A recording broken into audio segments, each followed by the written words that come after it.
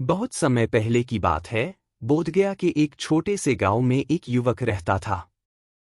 वह युवक स्वभाव से बहुत गुस्सैल था।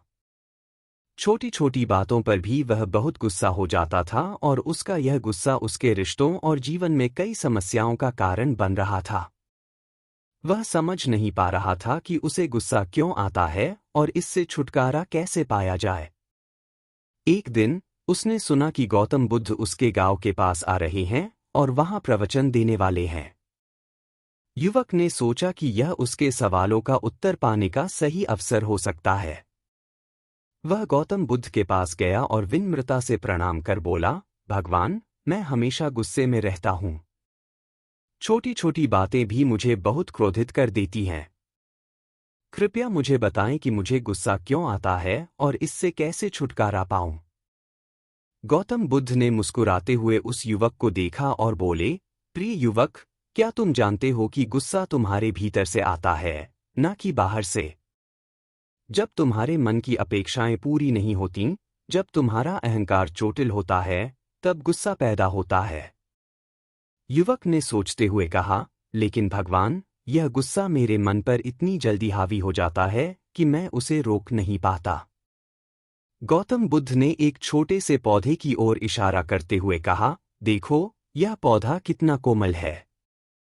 अगर इस पर कोई ठोकर मारे तो यह पौधा तुरंत झुक जाएगा, लेकिन थोड़ी ही देर में यह फिर से सीधा हो जाएगा। हमारे मन को भी इसी प्रकार का होना चाहिए। फिर बुद्ध ने एक छोटी सी कहानी सुनाई। एक दिन एक व्यक्ति ने एक गिलास पानी अपने हाथ में लिया। वह व्यक्ति गुस्से में था और उसने उस पानी को झटका देकर जमीन पर फेंक दिया। पानी बिखर गया और गिलास टूट गया।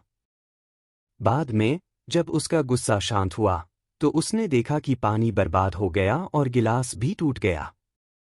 अब वह व्यक्ति पछता रहा था कि उसने गुस्से में ऐसा क्यों किया। उसने समझा कि उसका गुस्सा उसकी भावनाओं पर काबू पाने में नाकाम रहा और इससे उसे ही नुकसान हुआ। उसे यह भी एहसास हुआ कि अगर वह थोड़ा धैर्य रखता और अपनी भावनाओं को समझता तो वह उस गिलास और पानी दोनों को बचा सकता था।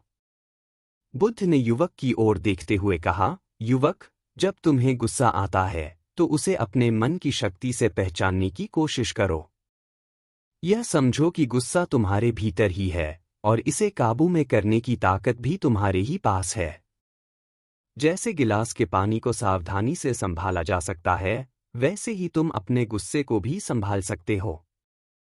युवक ने बुद्ध के इन शब्दों को ध्यान से सुना और समझा कि उसे अपने गुस्से को पहचानना और उसे नियंत्रित करना सीखना होगा।